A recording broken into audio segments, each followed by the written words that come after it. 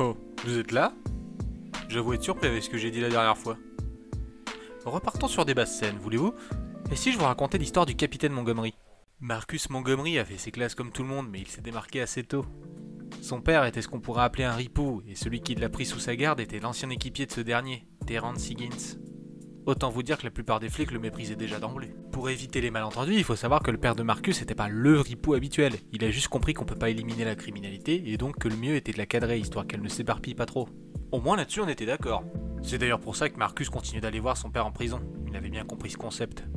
Cette mise au point faite, assez rapidement Marcus fut approché par un agent du FBI car il soupçonnait quelqu'un dans le poste d'être une taupe. Je pense que si l'agent Gabriel Whitethorn l'a choisi, c'est en se disant qu'un bleu serait plus influençable et plus coopératif. Mais je pense que c'est plus le sens de la justice de Marcus qui l'a fait agir.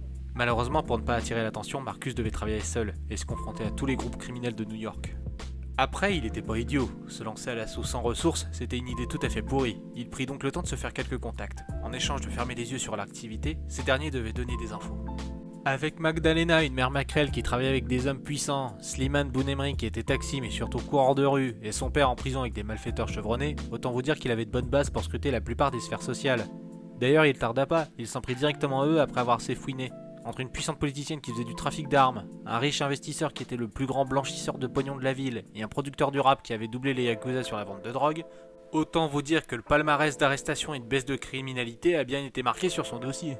D'ailleurs, après toutes ces arrestations, et après avoir passé quelques accords pour les diminutions de peine, Marcus comprit que la taupe était le capitaine du Central. Enfin, si seulement. Il comprit bien trop tard que le capitaine n'était qu'un fusible dans cette vaste machine. La vraie tête du projet, c'était Terrence, qui, avec toutes ces arrestations, avait récupéré le business de ses concurrents, et surtout leur pognon. Terrence expliquait qu'il pouvait faire de grandes choses pour la ville, voire plus, et que c'était pour cela qu'il se lancerait en politique avec cet argent, et qu'avec son aide, Marcus méritait sa part, ce que Marcus refusa. Attristé qu'il ne comprenne pas son objectif, il prit le métro et disparut. Marcus continua son ascension dans la hiérarchie. Il devint capitaine et fit tout son possible pour protéger ses concitoyens. Et vous savez qu'il a arrêté le fameux Hamoud du coup. C'est alors que la pire chose possible arriva. Quelqu'un déterra sans le vouloir l'affaire de la taupe de l'époque, et alors que Terrence était devenu le sénateur Higgins, et sans doute de peur de perdre tout ce qu'il avait construit, il décida d'envoyer son bras droit pour persuader Montgomery de lui livrer l'agent en charge de l'enquête. Mais Marcus, c'était pas son genre. Il décida donc d'envoyer toutes les preuves à charge contre Higgins à une personne de confiance, et se pointa seul au rendez-vous, et d'emporter les meilleurs nettoyeurs de Higgins avec lui. Ça, c'est ce que j'appelle mourir pour ses convictions pour le coup. Et ça fait du bien de voir que la corruption ne dévore pas tout, qu'on peut encore trouver des gens intègres. Puis à vous aussi ça doit faire plaisir, hein.